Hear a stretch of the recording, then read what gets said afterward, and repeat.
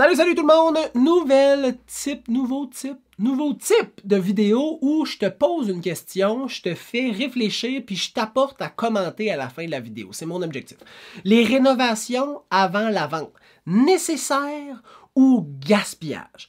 Là, il y a trois affaires. Il y a rénovation, il y a entretien nécessaire puis il y a home staging. Survolons les 3 points.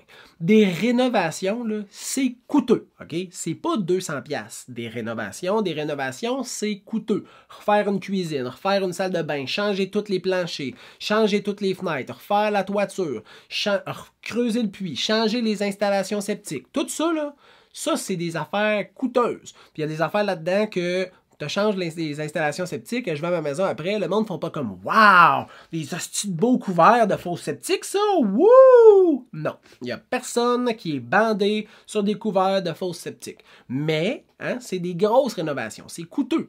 Le retour sur investissement, le ROI, de ces investissements-là à l'intérieur d'une propriété n'est souvent pas 100%. Si tu mets, exemple, des installations septiques pour 30 000$, ça ne veut pas dire que tu peux vendre ta propriété 30 000$ de plus. Si tu fais des rénovations, en plus de ça, tu ne fais pas pour toi. Tu es fait pour l'acheteur. Fait que si toi, t'aimes ça en sacrament, une salle de bain rétro-métro, rose et vert, ça se peut que ça soit pas une bonne idée.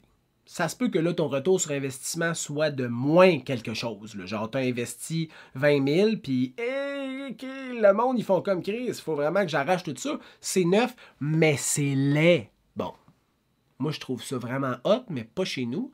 Fait que le monde, ça se peut qu'il ait la même réaction. C'est hot, mais pas chez nous. Fait qu'il faut que tu gardes l'acheteur en tête. Puis idéalement, si tu fais des grosses rénovations, mais tu peux sauver sa main-d'œuvre. Fait que mettons que tu es fucking habile de tes mains, là, puis que tu payes juste les matériaux, là, ça peut valoir la peine. Oh, que ça peut valoir la peine. Là, il faut que tu calcules timing de vente dans l'année, combien de temps que ça te prend, combien que ça te coûte. Fait que ce mélange-là de réflexion, là. Mais ultimement, si tu es capable de faire toi-même les travaux, fuck là, c'est vraiment un bon choix de faire des rénovations parce que là, c'est comme faire un flip de maison, mais c'est pas vraiment un flip parce que t'es propriétaire, c'est juste dans le but de vendre. Là, ça, c'est une maudite bonne affaire. Fait que ça, c'est pour les rénovations. Les entretiens nécessaires, là, ça, c'est quelque chose que tu vas faire, qui va être peu coûteux, mais qui va faire un sacrifice de différence sur le regard des acheteurs envers ta personne. Fait que, mettons, là, tu rentres d'une maison, puis c'est sale, il y a des trous dans les murs, il y a des pocs, il manque une poignée, ça pue. Mettons, là, les gens vont se dire « Hi, propriétaire ordinaire ». Fait qu'imagine comment il a mal entretenu sa maison s'il n'est pas capable de faire les petits entretiens. Comment tu penses qu'il est capable de faire les gros entretiens? De la même façon, tout croche. Fait que les entretiens nécessaires, là, c'est une maudite bonne chose à faire. Genre les usages excessifs, là, tu sais, là. Des POC sur des plaintes, mettons. Là, je te parle de POC, là, comme dans Christian. Il y en a beaucoup. Là, genre, ton enfant avait un petit camion, puis il s'est donné avec son petit camion. Là, là. Des globes qui sont absents, des lumières qui sont pétées, une fenêtre cassée, une douche qui ouvre plus. Des choses qui fonctionnaient super bien, puis que c'est juste à changer par la même chose. Pas des grandes rénovations, c'est des entretiens nécessaires pour que tout soit fonctionnel. Faut que les petits entretiens nécessaires soient faits, puis que les appareils soient fonctionnels.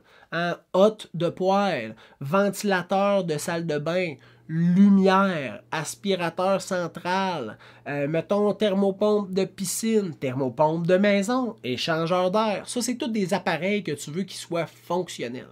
Puis les bris, tu veux les régler. Une fenêtre cassée, un trou d'un mur, une porte qui manque, des portes de garde-robe qui ont été enlevées parce que ton fils ne voulait pas de porte de garde-robe dans sa chambre. Tout ça, c'est des choses que tu veux faire avant la mise en marché. Ça, je te le dis, là, ça vaut la peine. C'est souvent pas très coûteux à coûteux, tout dépendant, tu sais, qu'est-ce que tu n'as pas fait réparer, mettons, là, tu sais, réparer une thermopompe. Ça coûte plus cher, mettons, que de changer des globes. Je le sais. Mais mettre une déclaration du vendeur, dire « Thermopompe brisée, point! Rien, après, pas de thermopompe brisée, réparateur planifié aux frais du vendeur avant la prise de possession. Ça, c'est correct, là, ça prouve justement que tu as pris action. Mais l'inverse, juste dire, c'est pété, l'échangeur d'air, pété, le foyer, marche pas, la hotte de poêle, pété. Là, ça fait comme crime. Le vendeur s'occupe vraiment de fuck out dans sa maison. Puis là, les gens ont perdu confiance. Pas une bonne idée. Entretien nécessaire, c'est nécessaire. Fais-le. Puis le home staging. Là, le home staging, c'est une mise en valeur d'une valeur d'environ 1% et moins du maximum de la valeur de ta propriété. Fait que si ta maison vaut 400 000, tu peux aller jusqu'à 4 000 $ de home staging. Là, tu me diras, 4 000 $ de bebelles, de cossins? Ouais, ben des fois, le home staging, ça peut aller plus loin que juste les cadres, les plantes. Là. Hein, ça peut aller dans des nouvelles couettes de lit. Hein? Ça peut aller dans des lampes, par exemple des lampes de chevet. Ça peut aller dans un tapis de salon. Ça peut être aussi de changer ton divan parce qu'il est fucking laid, puis ton chien l'a détruit parce que t'avais un grand danois, puis il pense encore que c'est une petite souris, puis il se couche dessus. T'sais. Fait que ça peut aller jusque-là. Ça dépend de ton investissement, de ton engagement puis de ton implication. Des fois, je pogne des propriétaires qui sont comme « Dis-moi tout ce que tu me conseilles, c'est sûr je le fais. » J'ai d'autres propriétaires qui me disent comme « ouais, le minimum possible. » Là, on se concentre sur cadre plante. Là. Mais des fois, c'est comme « Hey, on va faire une belle grande préparation. » Puis je te dis, c'est payant. J'ai vu des jumelés, mettons, là, listés à 350 000, vendus à 415, 420, 435 parce que le monde rentre puis ils font comme « Chris, j'achèterais tout ce qu'il y a dans la maison. » C'est parfait. C'est magnifique. C'est comme si tu rentrais au Ikea, mais tu peux acheter à la maison. Fait que si ça peut te donner plus d'argent, les rénovations, l'entretien nécessaire, le home staging, est-ce que c'est du gaspillage ou de l'investissement?